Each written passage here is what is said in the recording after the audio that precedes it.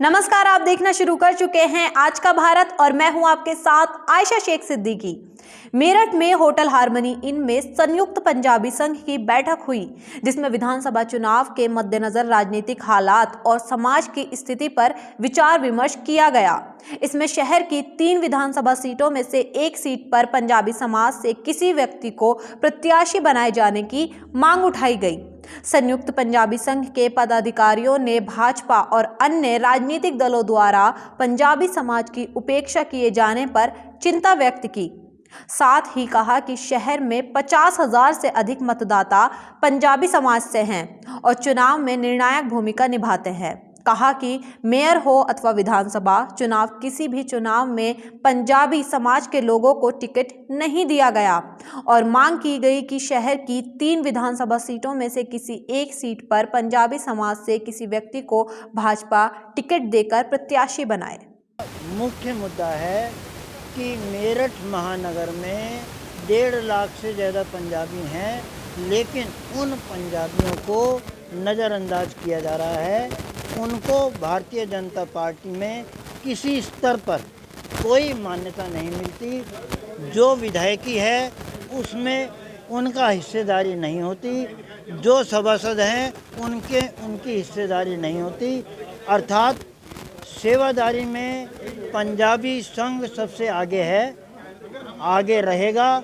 लेकिन पहले ये संघ चुपचाप कार्य कर रहा था, लेकिन अब अपनी हिस्सेदारी भारतीय जनता पार्टी से और लाइक माइंडेड लोगों से मांगते हैं कि आओ मिल करके जो ये पंजाबियों के साथ अन्याय हो रहा है, इन पंजाबियों के साथ होने वाले अन्याय में रोकने में साधन करें और भारतीय जनता पार्टी को विवश करें कि जो हिस्सेदारी है वो हिस्सेदारी पंजाबियों को मिलनी चाहिए। क्या आज आपने कोई संगठन यहाँ बनाया है पंजाबी? ये 22 तारीख को संगठन बना।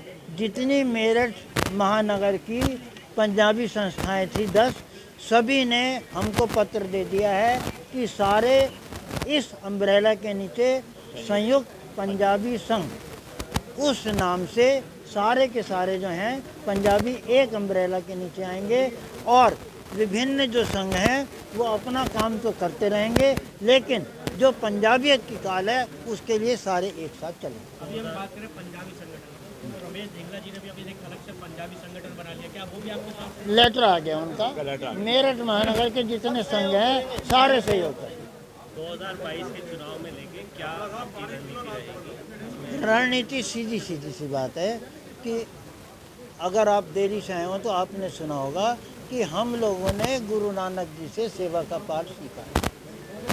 उस सेवा के पाठ को लेकर के हम सब उस सेवा को आगे चला करके आगे चलाएंगे। जहां समाज में गंदगी है उसको दूर करने के लिए पूरा प्रयास करेंगे। देखा जाता है कि पंजाबी समाज हमेशा से भाजपा का ही वोट ज़्यादा अभी क्यों नाराजगी क्यों? नाराजगी इसलिए कि उन्होंने हमें फॉर ग्रांटेड ले लिया। हमें हमारा हक नहीं मिला, हक नहीं दिया। अपना हक की डिमांड कर रहे हैं हमें हक नहीं दिया। हमें तो